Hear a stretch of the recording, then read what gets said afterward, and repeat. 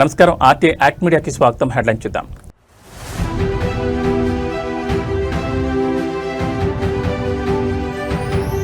రాబోయే 5 ఏళ్లలో దేశంలోనే నెంబర్ 1 డిజిటల్ ఇండస్ట్రియల్ హబ్గా ఏపీని మారుస్తామని నేతల ధీమా.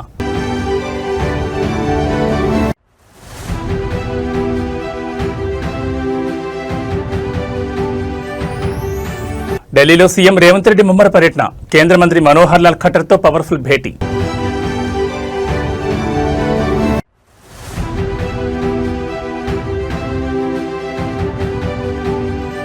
ఏడాదికి పెరుగుతున్న ఫోక్సో కేసులు. ప్రభుత్వానికి కనీసం చలనం లేదా? కాంగ్రెస్ సర్కార్పై హరీష్ రావు పవర్ఫుల్ గర్జన.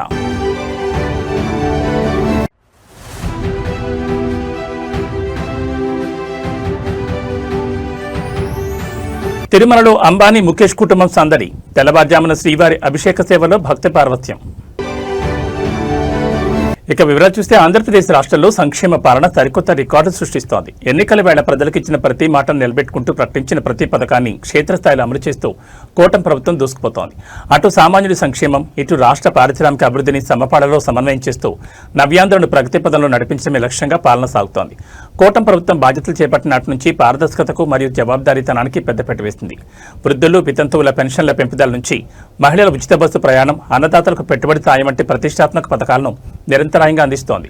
మరోవైపు రాజధాని అమరావతి పునర్నిర్మాణ పనులను వేగవంతం చేయడంతో పాటు పోలవరం ప్రాజెక్టు పనుల పూర్తి మరియు జిల్లాల వారీగా రోడ్ల మరమ్మతులు, తాగునీటి సరఫరా వంటి మౌలిక వస్తువుల కల్పనపై ముఖ్యమంత్రి ప్రత్యేక సమీక్ష నిర్వహిస్తున్నారు. సంక్షేమ పథకాల క్యాలెండర్ను పక్కాగా అమలు చేస్తూ ప్రజాదరణ పొందుతోంది. ప్రకటించిన ప్రణాళికల ప్రకారం అర్హులైన ప్రతి ఒక్కరికి సంక్షేమ ఫలాలు అందుతుండటంతో రాష్ట్ర వ్యాప్తంగా ప్రజల నుంచి హర్షాతిరేకాలు వ్యక్తమవుతున్నాయి. ఇచ్చిన మాట ప్రకారం రాబోయే 5 ఏళ్లలో నవ్యాంధ్రను దేశంలోని నెంబర్ 1 డిజిటల్ మరియు పారిశ్రామిక హబ్గా మారుస్తామని కూటమి నేతలు ధీమా వ్యక్తం చేస్తున్నారు. విద్యార్థుల తల్లికి వందనం. ఎంతమంది పిల్లలుంటే అంతమంది పిల్లలకి 15,000 రూపాయలు అందజేస్తున్నాం. మా ఆడబిడ్డల కోసం శ్రీ శక్తి ఉచిత ప్రయాణ సౌకర్యం. మీరెక్కడికి పోవాలన్నా ఎవ్వరి దయాదార్శనాలు లేకుండా ఈ రోజు ఈ మీటింగ్ లో కూడా మెజారిటీ మా ఆడబిడ్డలే వచ్చారు. మనస్ఫూర్తిగా అభినందిస్తున్నా. దీపం గ్యాస్ రేట్లు పెరుగుతున్న యుద్ధం కారణంగా, కానీ మా ఆడబిడ్డలకు మాత్రం చెప్పిన మాట ప్రకారం 3 సిలిండర్లు ఇస్తున్నాను. అది నా కమిట్మెంట్ అని మరొక్కసారి విజ్ఞప్తి చేస్తున్నా. ఎవరైతే దివ్యాంగులున్నారో వాళ్లకు దివ్యాంగ శక్తి తీసుకొచ్చాం. అన్నదాత సుఖీభవ తీసుకొచ్చాం. ఆటో డ్రైవర్లుంటే వాళ్లకు కూడా 15,000 రూపాయల ఆర్థిక సహాయం చేస్తున్నాం. మత్స్యకారుల కుటుంబాలుంటే 20,000 రూపాయలు మత్స్యకారు సేవలో ఇచ్చాం. చేనేత కుటుంబాలుంటే 200 యూనిట్లు ఉచితంగా మరమగ్గాలకి 500 యూనిట్లు పవర్ లూమ్స్ కి ఇస్తున్నాం. ఇవన్నీ చేసి ప్రతి ఒక్క కుటుంబానికి తక్షణ సాయం అందించే విధంగా, మీకు జీవన ప్రమాణాలు పెంచే విధంగా ఈ ప్రభుత్వం వర్కౌట్ చేస్తా ఉంది. ఆంధ్రప్రదేశ్ రాజకీయాల్లో అధికార ప్రతిపక్షాల మధ్య పదునైన విమర్శలు సరికొత్త వ్యంగ్యాస్త్రాలకు దారితీస్తున్నాయి. ముఖ్యమంత్రి చంద్రబాబు నాయుడు ఉద్దేశించి వైఎస్ఆర్ కాంగ్రెస్ పార్టీ అధినేత వైఎస్ జగన్మోహన్ రెడ్డి చేసిన తాజా వ్యాఖ్యలు ఇప్పుడు మీడియాను షేక్ చేస్తున్నాయి. కూటమి ప్రభుత్వ వైఫల్యాలను, తప్పులను ఎత్తి చూపితే చంద్రబాబు నాయుడికి నరాలు తెగిపోయేంత బీపీ వచ్చేస్తుందంటూ జగన్మోహన్ రెడ్డి తీవ్రస్థాయిలో ఎద్దేవా చేశారు. కొన్ని సందర్భాల్లో ఆయనకు వచ్చే కోపాన్ని చూస్తుంటే నాకే భయమేస్తుందంటూ జగన్ చేసిన కామెంట్స్ ఏపీ పాలిటిక్స్ లో హాట్ టాపిక్ గా మారాయి. ప్రెస్ మీట్ వేదికగా కూటమి పరిపాలనపై విమర్శలు గుప్పించిన వైఎస్ జగన్మోహన్ రెడ్డి చంద్రబాబు బాడీ లాంగ్వేజ్ ను టార్గెట్ చేస్తూ సెటైర్లు వేశారు. ప్రభుత్వ లోపాలను ప్రశ్నిస్తే సీఎం చంద్రబాబు విపరీతమైన కోపానికి బీపీకి లోనవుతున్నారని ఆరోపించారు. ఒకానొక దశలో ఆయనకు అంతలా బీపీ పెరిగిపోతుంటే ఎక్కడ ఏమన్నా అయిపోతుందేమోనని తనకే భయమేస్తుందంటూ జగన్ వ్యాఖ్యానించారు. అంతేకాదు గతంలో అసెంబ్లీ వేదికగా చంద్రబాబు వాడిన మావిగన్ పదాన్ని గుర్తు చేస్తూ ఎప్పుడైనా పొరపాటున చంద్రబాబు గారు నిద్రపోయేటప్పుడు ఎవరైనా తలకొట్టి మావిగన్ అంటే ఆయన పరిస్థితి ఏమైపోతుందోనంటూ తీవ్రస్థాయిలో వ్యంగ్యాస్త్రాలు సంధించారు. ముఖ్యమంత్రి చంద్రబాబు నాయుడు హెల్త్ మరియు గత వ్యాఖ్యలను బేస్ చేసుకుని వైఎస్ జగన్ చేసిన ఈ పవర్ఫుల్ పొలిటికల్ కౌంటర్ ఇప్పుడు తెలుగు రాష్ట్రాల్లో పెద్ద ఎత్తున చర్చకు దారితీశాయి. దీనిపై తెలుగుదేశం, జనసేన శ్రేణులు ఏ విధంగా రియాక్ట్ అవుతాయో చూడాలి. ఎలా లీక్ చేయాలి, ఎలా డబ్బులు చేసుకోవాలి, దిస్ ఇస్ హిస్టరీ. ఇవన్నీ కూడా ఏదైతే నేను అడిగానో, చూపించానో, ఇలాంటివన్నీ కూడా ఎత్తి చూపితే చంద్రబాబు నాయుడు గారికి మాత్రం నరాలు తెగిపోయేంత బీపీ, బ్లడ్ ప్రెషర్ ఎంత ఎక్కువ వస్తుందనంటే ఒక్కోసారి నాకే భయం వేస్తుంది, నేను పోతాడేమో అని చెప్పి. ఎప్పుడైనా పొరపాటున నిద్రపోయేటప్పుడు ఎవడన్నా అట్ట తలుపు అట్ట కొట్టి మావిగన్ అని చెప్పి ఎవడో అన్నాడు అనుకో, టకా అని చెప్పి మనిషి ఏమవుతాడో ఏమో అని చెప్పి ఒక్కోసారి భయం వేస్తుంది. నరాలు తెగిపోయేంత బీపీ. అందుకే ప్రశ్నించిన ఏ ఒక్కరిని కేసులు, అరెస్టులు, ఎవరైనా మీరు ప్రశ్నించండి, ఎక్కడైనా కానీ ప్రశ్నిస్తే చాలు కేసులు, అరెస్టులు, భయపెట్టడం. తెలంగాణ ప్రగతి చక్రం మరింత వేగంగా పరుగులు పెట్టడమే లక్ష్యంగా ముఖ్యమంత్రి రేవంత్ రెడ్డి ఢిల్లీ వేదికగా ముమ్మర ప్రయత్నాలు చేస్తున్నారు. తన పర్యటనలో భాగంగా ఇవాళ ఆయన కేంద్ర విద్యుత్, గృహ నిర్మాణ, పట్టణ వ్యవహారాల శాఖ మంత్రి మనోహర్ లాల్ ఖట్టర్తో ప్రత్యేకంగా సమావేశమయ్యారు. తెలంగాణలోని మున్సిపాలిటీల రూపురేఖలను మార్చడంతో పాటు రాష్ట్రంలో ప్రతిష్టాత్మకంగా చేపట్టబోయే గృహ నిర్మాణ పథకాలు, విద్యుత్ రంగ సంస్కరణలకు కేంద్రం నుంచి పూర్తిస్థాయి మద్దతు, నిధులు కేటాయించాలని సీఎం విజ్ఞప్తి చేశారు. హైదరాబాద్తో పాటు తెలంగాణలోని ప్రధాన నగరాలు, పురపాలక సంఘాల అభివృద్ధికి సంబంధించిన పలు ప్రతిపాదనలను కేంద్ర మంత్రి ఖట్టర్ ముందు ముఖ్యమంత్రి ఉంచారు. ముఖ్యంగా పేదలకు నిర్మించే ఇళ్ల పథకాలకు కేంద్ర నిధుల వాటాను సకాలంలో విడుదల చేయాలని కోరారు. అలాగే రాష్ట్రంలో విద్యుత్ రంగానికి ఎదురవుతున్న సాంకేతిక, ఆర్థిక ఇబ్బందులను కేంద్ర మంత్రికి వివరించి డిస్కంల బలోపేతానికి కేంద్ర సహాయం అవసరమని స్పష్టం చేశారు. తెలంగాణ ప్రభుత్వం ప్రవేశపెడుతున్న ప్రజాకర్షక ప్రాజెక్టులకు, రాజకీయాలకు అతీతంగా సహకరించాలని రేవంత్ రెడ్డి కోరగా కేంద్ర మంత్రి సానుకూలంగా స్పందించినట్టు తెలుస్తోంది. కేంద్రం నుంచి రావాల్సిన వాటాలు, మంజూరు కావాల్సిన కొత్త ప్రాజెక్టుల సాధన ఎజెండాగా సాగుతున్న సీఎం రేవంత్ రెడ్డి ఢిల్లీ పర్యటన రాబోయే రోజుల్లో రాష్ట్రానికి పెద్ద ఎత్తున నిధులు తీసుకురావడానికి దోహదపడుతుందని కాంగ్రెస్ వర్గాలు ధీమా వ్యక్తం చేస్తున్నాయి. తెలంగాణలో శాంతి భద్రతల పరిరక్షణ మరియు మహిళల రక్షణ విషయంలో ప్రస్తుత కాంగ్రెస్ ప్రభుత్వం ఘోరంగా విఫలమైందంటూ మాజీ మంత్రి బీఆర్ఎస్ నేత హరీష్ రావు తీవ్రస్థాయిలో విరుచుకుపడ్డారు. రాష్ట్రంలో లా అండ్ ఆర్డర్ పూర్తిగా కుప్పకూలిపోయిందని, దొంగతనాలు, మర్డర్లు, ఫోక్సో కేసులు రోజురోజుకు పెరిగిపోతున్న ప్రభుత్వానికి కనీస చలనం లేదని ఆయన మండిపడ్డారు. కాంగ్రెస్ హయాంలో చిన్నపిల్లలపై లైంగిక దాడులు ఎక్కువవుతున్నాయంటూ అధికారిక గణాంకాలను బయటపెట్టిన హరీష్ రావు మహిళా రక్షణ విభాగాలపై ప్రభుత్వం ఫోకస్ లోపించిందని దుయ్యబట్టారు. ప్రెస్ మీట్ వేదికగా కాంగ్రెస్ పాలనపై హరీష్ రావు గణాంకాలతో సహా బాణాలు సంధించారు. 2024 సంవత్సరంలో 2200 మంది చిన్నపిల్లలపై అఘాయిత్యాలు జరిగితే 2025 నాటికి ఆ సంఖ్య ఏకంగా 2400కు పెరిగిపోయిందని ఆయన ఆందోళన వ్యక్తం చేశారు. ప్రభుత్వం సరైన చర్యలు తీసుకుంటే కేసులు తగ్గాలి, కానీ ఇలా ఎందుకు పెరుగుతాయని ఆయన నిలదీశారు. అంతేకాకుండా పోలీస్ శాఖలోని లోపాలను ఎత్తిచూపుతూ మహిళా వింగ్ ఉన్నతాధికారికి అదనపు బాధ్యతలు అప్పగించడం వల్లే వారు మహిళల రక్షణ మరియు భద్రతపై పూర్తి స్థాయిలో ఫోకస్ చేయలేకపోతున్నారని విమర్శించారు. హోంశాఖను కలిగి ఉన్న సీఎం రేవంత్ రెడ్డి తక్షణమే దీనిపై సమీక్ష జరపాలని డిమాండ్ చేశారు. రాష్ట్రంలో నేరాల నియంత్రణలో ప్రభుత్వం ఉదాసీనంగా వ్యవహరిస్తోందన్న హరీష్ రావు వ్యాఖ్యలు ఇటు పోలీస్ వర్గాలు, అటు రాజకీయ క్షేత్రంలో తీవ్ర చర్చకు దారితీశాయి. విపక్షాల ఆరోపణలపై కాంగ్రెస్ నేతలు ఏ విధంగా కౌంటర్ ఇస్తారో వేచి చూడాలి.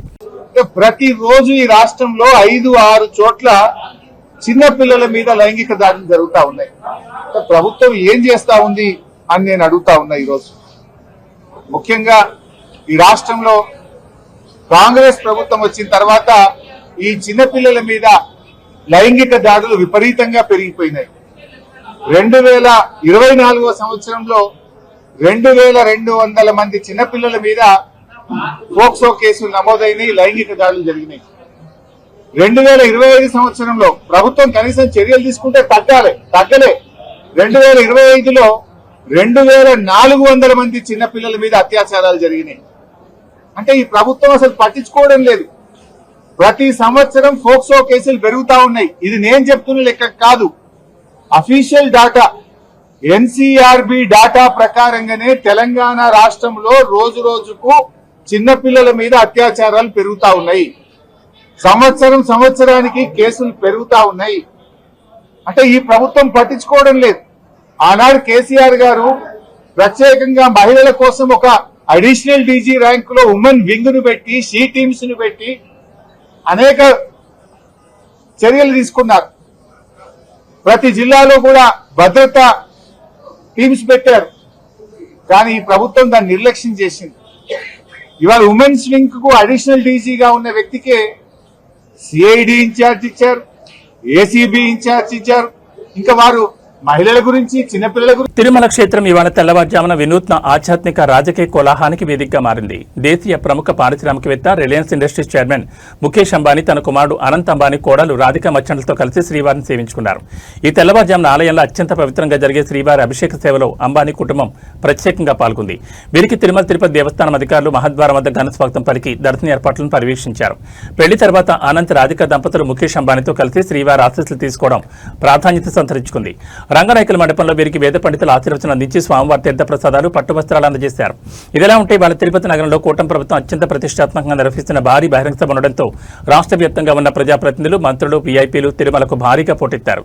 ఒకేసారి అంబానీ ఫ్యామిలీతో పాటు పొలిటికల్ వీఐపీల తాకిడి గణనీయంగా పెరగడంతో తిరుమల క్యూ కాంప్లెక్స్లు భక్తులతో నిండిపోయాయి. టోకెన్ లేని సాధారణ భక్తులకు శ్రీవారి సర్వదర్శనం లభించడానికి ఏకంగా 18 గంటల సుదీర్ఘ సమయం పడుతోంది.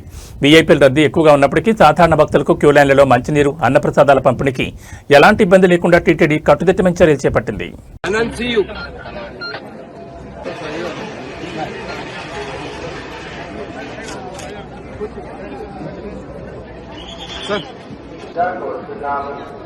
రామారావు గారు శ్రీరంగరాజపురం ప్రధాన కేంద్రంతో బయలురాజధాని కోరుచున్నాము. గోశాల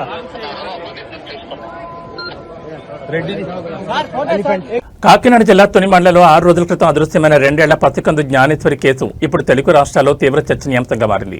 సిహెచ్ అగ్రహారంలో జూన్ 6న మిస్ అయిన ఈ చిన్నారి ఆచూకీ కోసం పోలీసులు సరికొత్త టెక్నాలజీతో రంగంలోకి దిగారు.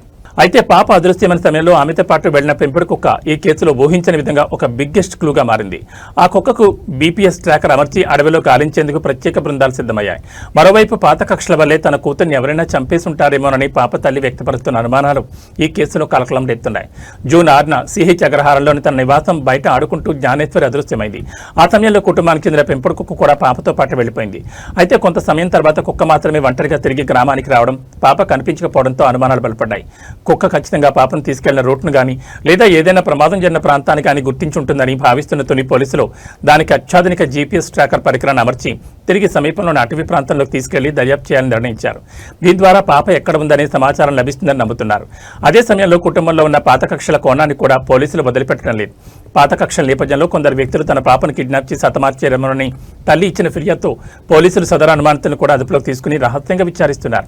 ఏది ఏమైనా ఈ చిన్నారి అదృశ్యం వెనుక ఉన్న అసలు రహస్యం త్వరలోనే బయటపడుతుందని పోలీసులు ధీమా వ్యక్తం చేస్తున్నారు. అలా అయితే 12 సార్ 12 అయితే దాటింది 11:50 సార్. అదే సార్ టైం చూసుకోలేదు. 12:20 ఇదంతా ఒక 40 నిమిషాలు 30 నిమిషాలు. 1% కూడా డౌట్ లేదు సార్. అంతా క్లియర్, అంత లేదు. ఏంటండి? లేదు సార్, లేదు, నార్మల్ గా ఉన్నాను సార్. అయితే వచ్చి పిలిచి ఎప్పుడైతే అడిగాడో అప్పటి వరకు తెలియదు సార్ మా పాప మిస్ అయిపోయింది అని. అయితే అనుకున్నా అని ఏమైందిరా అని అడిగితే అలా కొండన్న మీ అమ్మాయి ఏడుతుందంట, ఊర్లో అతనికి కనిపించిందంట నాతో చెప్పాడు, వచ్చేసి భయపడిపోయాడంట కుక్క కలబడితే అని నాతో చెప్తే నేను వచ్చాను చూసుకుంటూ వస్తున్నాను అని చెప్పాడు సార్. ఇలాగని చెప్తే అంతలోకి ఈ అబ్బాయి కూడా వచ్చి ఎతకడానికి మొదలు ఎట్టాను సార్ ఏమైపోయిందని. డిపార్ట్మెంట్ కి చెప్పి అంత అనుకోలేదు సార్. ఎందుకంటే తోటలోనే ఎక్కడైనా ఏ గదిలోనైనా నిద్రైపోయింది కదా, మంచి అండ సార్, నిద్రైపోయి ఉంటది, కుక్క పిల్ల కూడా ఉంది కదా వచ్చేస్తాదిలే అన్నది ఏమేమైనా ఉన్నాను సార్. అప్పుడు ఆ ప్లేస్ చూపిస్తే ఇక్కడే మీ పాప కనిపించింది అని చెప్తే మొత్తం అదంతా కనిపిస్తే అక్కడ కుక్క వెంట్రుకలను మా అమ్మాయి తల వెంట్రుకలు ఉన్నాయి సార్. ఆ అమ్మాయికి జుబ్బా వంగానే ఉంది సార్, అండర్వేర్ లేదు సార్. ఉంటేనే వీళ్ళు ఇలా పై సైడ్ వెళ్తే నేను ఇలా కింద సైడ్ వెళ్ళి ఒకవేళ ఎక్కడైనా ఉన్నదేమో నెతికి బోర్ల దగ్గరికి వెళ్ళాను సార్. ఏమన్నా కన్నాలు ఆట ఉన్నాయని ఏమీ లేదు సార్, అలా ఉన్నాయి అలాగే ఉన్నాయి మొత్తం చూసాను సార్. మరి ఈ మధ్యలో ఏం జరిగిందో తెలియదు సార్. మొత్తం ఈ ప్రాసెస్ అంతా ఒక 30 నిమిషాల నుంచి 40 నిమిషాల్లోనే జరిగింది సార్. మరి టైం ఎగ్జాక్ట్ గా టైం ఎంత అవుతుందో తెలియదు సార్. నేను ఇంట్లో కూర్చుంటే పైనుంచే వచ్చాడు సార్ మాకు చెప్పిన అన్ని. అయితే పైనుంచి వచ్చి చెల్లి అని పిలిచి మీ బుజ్జమ్మ ఎక్కడ, మీ పెద్ద బుజ్జమ్మ ఎక్కడ ఉంది అని అడిగారు సార్. అలా నా దగ్గర ఉంది అన్య, కొత్తపల్లి కోచర్ దగ్గర వెళ్ళారు అన్య అన్నాను. అంటే ఒకసారి కనుక్కో చెల్లి మీ ఆయనకు ఫోన్ చేసి అంటే నా దాంట్లో బ్యాలెన్స్ లేదన్య నువ్వే ఫోన్ చెయ్యి అంటే వాళ్ళు ఫోన్తో చేశారు సార్. చేసిన తర్వాత ఈ అబ్బాయిని అడిగితే నా దగ్గర లేదు, వాళ్ళ అమ్మకి అప్పచెప్పేసానని వాళ్ళ నాన్న అన్నాడు సార్. వాళ్ళ నాన్న అంటే మేమిద్దరం అంటే వాళ్ళ అమ్మ దగ్గర ఉందని నేను నా దగ్గర ఉందని అలా ఈ అబ్బాయి అనుకున్నాం సార్. అంత మేము నలుగురిమే ఆ పక్కనే. ఆంధ్రప్రదేశ్ జైళ్ల శాఖలో అత్యంత షాకింగ్ భద్రతా వైఫల్యం వెలుగు చూసింది. వైఎస్ఆర్ కడప సెంట్రల్ జైల్లో జీవిత ఖైదు అనుభవిస్తున్న ఒక ప్రమాదకరమైన నేరస్తుడు పోలీసులు కళ్ళుగప్పి పారిపోయాడు. నంద్యాల కానిస్టేబుల్ హత్య కేసులో ప్రధాన నిందితుడిగా అలాగే ఫోక్సో కేసులో 20 ఏళ్ల కఠిన జైలు శిక్ష పడిన ఖైదీ రాజ్ కుమార్ ఎస్కాట్ సిబ్బంది అప్రమత్తంగా లేని సమయం చూసి గూడూరు రైల్వే స్టేషన్లో హఠాత్తుగా తప్పించుకుని పరారయ్యారు. ఖైదీ రాజ్ కుమార్ గత కొంతకాలంగా మానసిక ఆందోళన, అనారోగ్య కారణాలతో బాధపడుతుండటంతో జైలు అధికారుల అనుమతితో గత ఏప్రిల్ నెలలో అతని చికిత్స నిమిత్తం విశాఖపట్నంలోని ప్రభుత్వ మానసిక క్లినిక్ తరలించారు. అక్కడ చికిత్స ముగిసిన అనంతరం ఎస్కాట్ పోలీసులు అతన్ని తిరిగి జైలు మార్గంలో కడప సెంట్రల్ జైలుకు తీసుకొస్తున్నారు. అయితే ప్రయాణంలో భాగంగా నెల్లూరు జిల్లా గూడూరు రైల్వే స్టేషన్కు చేరుకోగానే పోలీసులు కాస్త అప్రమత్తత కోల్పోయిన తరుణాన్ని ఆసరాగా చేసుకుని ఖైదీ రాజ్ కుమార్ క్షణాల వ్యవధిలో రైలు దిగి చీకట్లోకి పారిపోయాడు. నిందితుడు నేర చరిత్ర చూస్తే సమాజానికి అత్యంత ప్రమాదకరమైన వ్యక్తి కావడంతో రైల్వే ప్రొటెక్షన్ ఫోర్స్ మరియు లోకల్ పోలీసులు గూడూరు జంక్షన్ పరిసరాలను జల్లెడపడుతున్నారు. ఒక కానిస్టేబుల్ను చంపిన కేసులో ముద్దాయిగా ఉన్న వ్యక్తిని తరలించడంలో ఎస్కాట్ పోలీసులు ఇంత నిర్లక్ష్యంగా ఎలా వ్యవహరించారనే దానిపై ఉన్నతాధికారులు తీవ్ర ఆగ్రహం వ్యక్తం చేస్తున్నారు.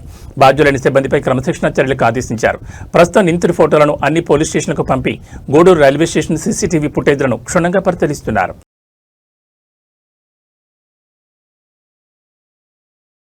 కరీంనగర్ జిల్లా చొప్పదండిలో ప్రజల ఆరోగ్యంతో లాటరీ ఆడుతున్న ఒక అక్రమ ఫార్మసీపై తెలంగాణ డ్రగ్ కంట్రోల్ అడ్మినిస్ట్రేషన్ అధికారులు మెరుపుదాడులు నిర్వహించారు. ఎలాంటి అధికారిక లైసెన్స్ లేకుండా నిబంధనలకు విరుద్ధంగా నడుపుతున్న ఒక మెడికల్ షాప్ను అధికారులు ఇవాళ సీజ్ చేశారు. ఈ ఆకస్మిక తనిఖీల్లో సుమారు 5,51,000 రూపాయల విలువైన భారీ మందుల స్టాకును అధికారులు రెడ్ హ్యాండెడ్గా స్వాధీనం చేసుకున్నారు.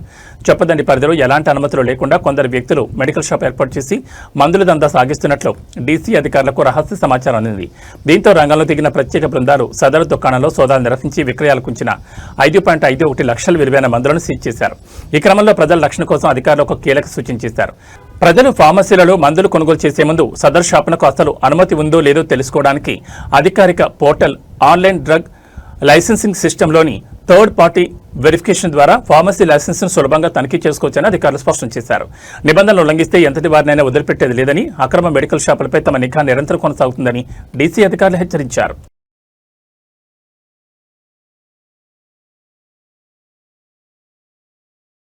హైదరాబాద్ ఉప్పల్ జంక్షన్లోని ప్రతిష్టాత్మక స్కైవాక్ వద్ద గురువారం రాత్రి ఒక షాకింగ్ ఘటన వెలుగు చూసింది. ఇక్కడ పబ్లిక్ లిఫ్ట్లో రాహుల్ అనే యువకుడు సాంకేతిక లోపం కారణంగా ఏకంగా 2 గంటలకు పైగా లోపలే చిక్కుకుపోయాడు. రాత్రి వేళ లిఫ్ట్ మధ్యలోనే ఆగిపోవడం, అత్యవసర సమయాల్లో స్పందించాల్సిన టెక్నీషియన్లు తీవ్ర ఆలస్యం చేయడంతో సదరు యువకుడు లిఫ్ట్ లోపలే ఊపిరాడక తీవ్ర అస్వస్థతకు గురయ్యాడు. తాను ఒక హార్ట్ పేషెంట్నని, లోపల శ్వాస తీసుకోవడానికి నరకం చూశానని బాధితుడు ఆవేదన వ్యక్తం చేయడం నగరంలో తీవ్ర కలకలం రేపుతోంది. గురువారం రాత్రి ఉప్పల్ స్కైవాక్ లిఫ్ట్ ఎక్కిన రాహుల్ అది మధ్యలోనే ఆగిపోవడంతో లోపలే లాక్ అయిపోయాడు. ఎంత ప్రయత్నించినా డోర్లు తెరుచుకోకపోవడం, లోపల గాలి ఆడకపోవడంతో యాంగ్జైటీ పెరిగిపోయింది. బాధితుడు మరియు స్థానికులు అలర్ట్ చేసిన ఎమర్జెన్సీ టెక్నీషియన్లు సకాలంలో రాకపోవడంతో దాదాపు 2 గంటల పాటు ప్రాణాలు అరచేతులు పెట్టుకుని ఎదురు చూడాల్సిన పరిస్థితి వచ్చింది. చివరికి అర్ధరాత్రి దాటిన తర్వాత సుమారు 1:15 ప్రాంతంలో టెక్నీషియన్లు వచ్చి అతన్ని సురక్షితంగా బయటకు తీశారు. తాను గుండె జబ్బుతో బాధపడుతున్నానని, అధికారుల నుంచి సరైన స్పందన లేకపోవడం వల్లే ప్రాణాల మీదకు వచ్చిందని బాధితుడు కన్నీరు పెట్టుకున్నాడు. లక్షలాది రూపాయలు వెచ్చించి నిర్మించిన స్కైవాక్ లిఫ్ట్ల నిర్వహణ ఇంత దారుణంగా ఉండడంపై ఉప్పల్ స్థానికులు తీవ్ర ఆగ్రహం వ్యక్తం చేస్తున్నారు. భవిష్యత్తులో ఇలాంటి ప్రాణాంతక ఘటనలు పునరావృతం కాకుండా జీహెచ్ఎంసీ, హెచ్ఎండీ అధికారులు తక్షణమే చర్యలు తీసుకోవాలని డిమాండ్ చేస్తున్నారు.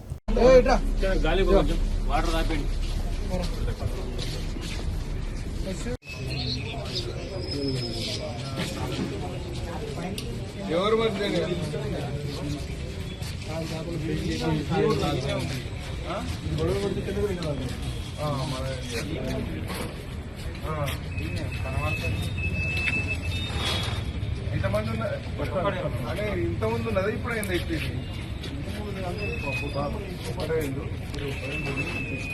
ఉన్నది కానీ ఇప్పుడు ఇది ఇంతకుముందు అయిందా? ఇప్పుడే వైరాల్ వచ్చి డోర్ ఓపెన్ చేస్తే స్టక్ అవుతాడు. Tollywood senior star producer Allu Aravind నేటి తరం ప్రేమాయణాలపై చేసిన సంచలన కామెంట్స్ ఇప్పుడు సోషల్ మీడియాలో సెగలు రేపుతున్నాయి. ఒకప్పుడు ప్రేమ అంటే పవిత్రత, త్యాగం అనే భావన ఉండేదని, కానీ ఈ జనరేషన్లో లవ్ డెఫినేషన్ పూర్తిగా మారిపోయిందంటూ ఆయన చేసిన బోల్డ్ స్టేట్మెంట్స్ నెట్టింట వైరల్ అవుతున్నాయి. ఇప్పటి రోజుల్లో లవ్ అంటే ఏంటో తెలుసా అంటూ అల్లు అరవింద్ ఓపెన్ గా వివరిస్తూ చెప్పిన మాటలు యువతను ఆలోచనలో పడేసేలా ఉన్నాయి. ఒక సినిమా ప్రమోషన్ ఈవెంట్లో నేటి ట్రెండ్ పై మాట్లాడిన అల్లు అరవింద్ ఇప్పటి లవ్ స్టోరీ లైఫ్ సైకిల్ ను చాలా ప్రాక్టికల్ గా ఎండగట్టారు. ఇప్పుడు లవ్ అంటే మొదట జనం లేని ఏదైనా సినిమాకు వెళ్ళడం, అక్కడ థియేటర్లో కార్నర్ సీట్స్ లో కూర్చొని సినిమా చూడడం, ఆ తర్వాత 2 షాపింగ్ మాల్స్ తిరిగి షాపింగ్లు చేయడం, చివరికి ఆ లవ్ కాస్త ఓయోలో ఎండ్ అవుతుందంటూ ఆయన సూటిగా వ్యాఖ్యానించారు. ఈ జనరేషన్ రిలేషన్షిప్స్ ఎలా ఉంటున్నాయో ఏమాత్రం మొహమాటం లేకుండా ఆయన బయటపెట్టిన తీరు చూసి ఆ కొండ వారంతా ఒక్కసారిగా అవాక్కయ్యారు. అల్లు అరవింద్ సమాజంలో ఉన్న వాస్తవ పరిస్థితుల్ని ప్రాక్టికల్ గా కాస్త బోర్డుగా చెప్పారని చాలా మంది నెట్టింటి సపోర్ట్ చేస్తుంటే లవ్ను అంత నెగిటివ్ గా చూపించాల్సిన అవసరం లేదంటూ కొందరు భిన్నాభిప్రాయాలు వ్యక్తం చేస్తున్నారు. ఏది ఏమైనా మెగా ప్రొడ్యూసర్ నోటి నుంచి వచ్చిన ఈ ఓయో కామెంట్స్ మాత్రం ప్రస్తుతానికి ఫిల్మ్ సర్కిల్స్ లో మూత మోగిస్తున్నాయి. ఈరోజు మీ లవ్ స్టోరీ విందాం.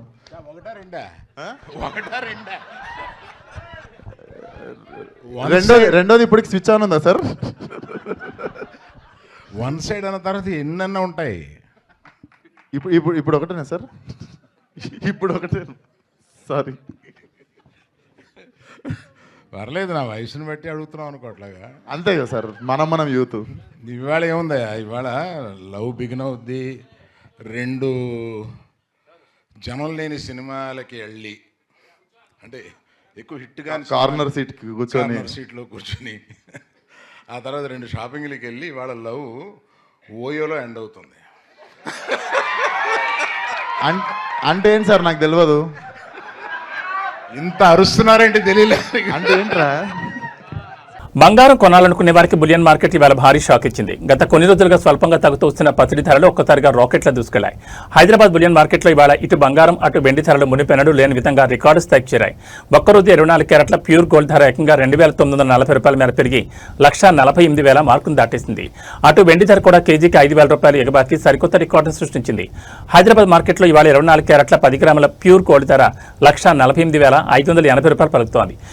ఇక సామాన్యులు ఎక్కువగా కొనుగోలు చేసే 22 క్యారెట్ల 10 గ్రాముల ఆర్నమెంట్ బంగారం ధర ఇవాళ ఒక్కరోజే 2,700 పెరిగి ఏకంగా 1,36,200కు చేరింది. కాగా తెలుగు రాష్ట్రాల్లోని విజయవాడ, విశాఖపట్నం, వరంగల్ వంటి ప్రాంతాల్లో స్థానిక పన్నులు, మేకింగ్ ఛార్జీలను బట్టి ఈ ధరల్లో స్వల్ప మార్పులు ఉండొచ్చు.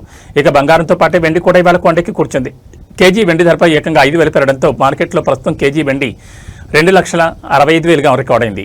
అంతర్జాతీయ మార్కెట్లలో నెలకొన్న ఆర్థిక అనిశ్చితి, ఇన్వెస్టర్లు సురక్షితంగా పెట్టుబడికి భావించి బంగారంపై మొగ్గు చూపడం వల్లే ఈ స్థాయిలో ధరలు పెరిగినట్లు మార్కెట్ నిపుణులు విశ్లేషిస్తున్నారు. పెళ్లిళ్ల సీజన్ నడుస్తున్న తరుణంలో ఈ రేట్ల పెంపు సామాన్యుల జేబులకు భారీ చిల్లు పెట్టనుంది.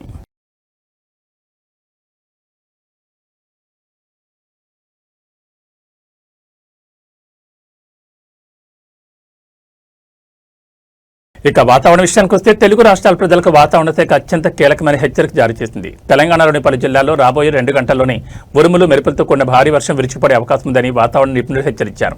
అటు ఆంధ్రప్రదేశ్లోనూ పిడుగుల తీవ్రత ఎక్కువగా ఉండే ఛాన్స్ ఉందని, ప్రజలు ముఖ్యంగా రైతులు పొలాల్లో ఉండదని సూచిస్తున్నారు. తెలంగాణలోని నల్గొండ, సూర్యాపేట, యాదాద్రి, భువనగిరి, నాగర్ కర్నూలు జిల్లాల పరిధిలో రాబోయే 2 గంటల్లోనే ఆకాశానికి చెల్లిపడినట్లుగా భారీ వర్షం కురిసే అవకాశం ఉంది. కాగా ఇవాళ తెల్లవారుజామున ఇప్పటికే ఉమ్మడి ఆదిలాబాద్, నిజామాబాద్, కరీంనగర్ జిల్లాలో పలుచోట్ల ఓ మోస్తరు నుంచి భారీ వర్షాలు కురిసి రహదారులను జలమయం చేశాయి. ఇక అటు ఆంధ్రప్రదేశ్ విషయానికి వస్తే పోలవరం, అనకాపల్లి, కాకినాడ, పల్నాడు, మార్కాపురం, ప్రకాశం, నెల్లూరు జిల్లాలతో పాటు ఉమ్మడి రాయలసీమ జిల్లాలో నేడు పిడుగులతో కూడిన తేలికపాటి నుంచి మోస్తరు వర్షాలు పడే ఛాన్స్ ఉంది. వర్షం పడే సమయంలో ఎవరూ చెట్ల కింద కానీ, విద్యుత్ స్తంభాల వద్ద కానీ నిలబడొద్దని విపత్తు నిర్వహణ శాఖ హెచ్చరించింది. రుతుపవనాల కదలికల వల్ల ఈ ఆకస్మిక మార్పులు చోటు చేసుకున్నాయని, ప్రయాణాల్లో ఉన్నవారు, వాహనదారులు రహదారులపై వరద నీటిని గమనిస్తూ అప్రమత్తంగా వెళ్లాలని అధికారులు సూచిస్తున్నారు.